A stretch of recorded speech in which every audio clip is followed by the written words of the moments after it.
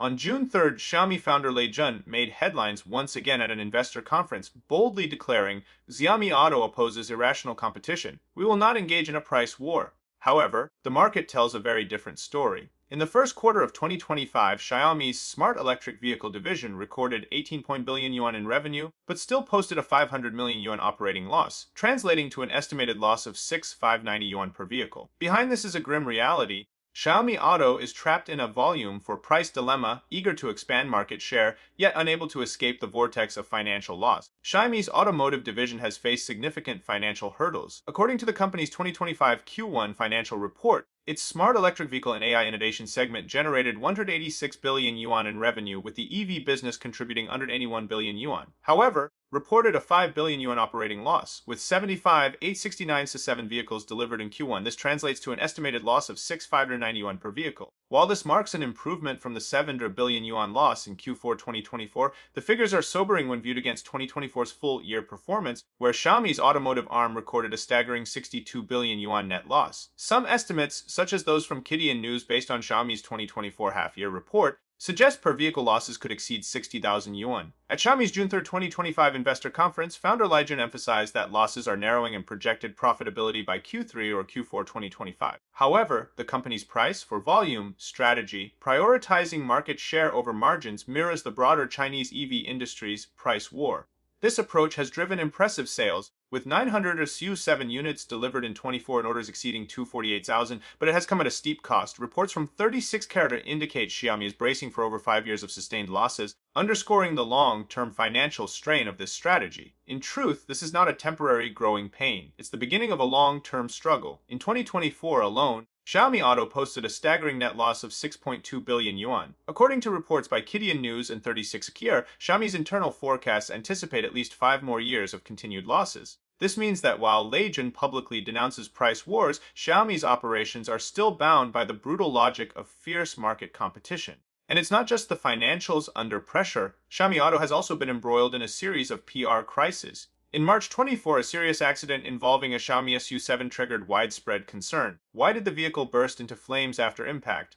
Why did the doors lock? Which company actually supplied the battery, BYD or Kelt? Although Xiaomi quickly clarified that the SU7 Standard Edition uses batteries from both companies and that the integration is handled in-house, public suspicion refused to fade. Xiaomi has also faced backlash over exaggerated marketing claims regarding its smart driving capabilities.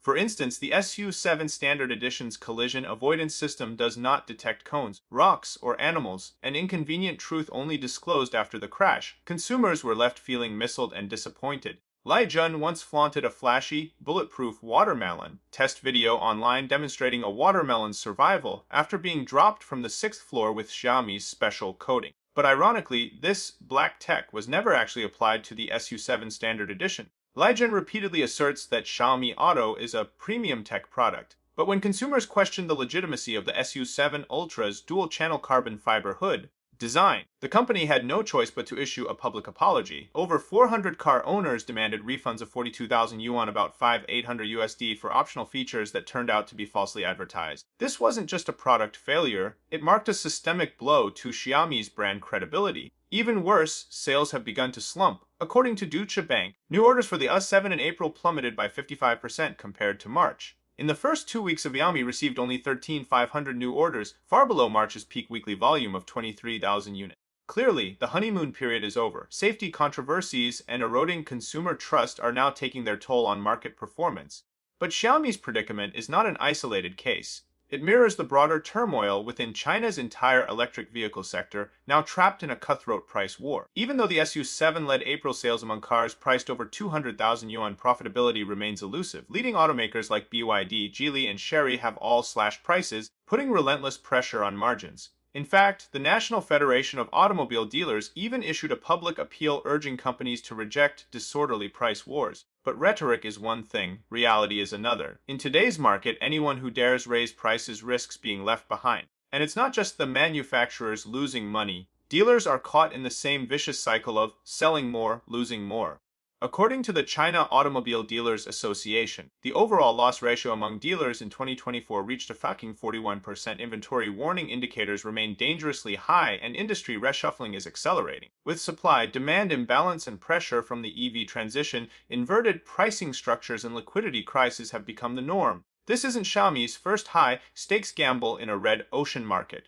In the home appliance sector, Xiaomi once tried to disrupt the field through aggressive pricing, but media chairman Fang Hongbo recently admitted, strategically, Xiaomi has already lost in the home appliance industry. He explained that the sector is a hyper-competitive red ocean with low entry barriers and fixed rules of the game. Even if Xiaomi manages to grab showroom sales tactically, it has no hope of long-term strategic success. From appliances to automobiles, Xiaomi's tech for everyone strategy is now facing the brutal realities of the market. In the capital-intensive, brand-driven, and increasingly high-barrier EV sector, Xiaomi's attempt to break through using an internet-style playbook, chasing both reputation and market share, may ultimately leave it empty-handed. Li Jun once said, "Xiaomi Auto is my last entrepreneurial venture." As things stand, this final gamble is not only a test of his ability to manage products and capital, it is also a long-term challenge to his brand's credibility. And this battle is far from over.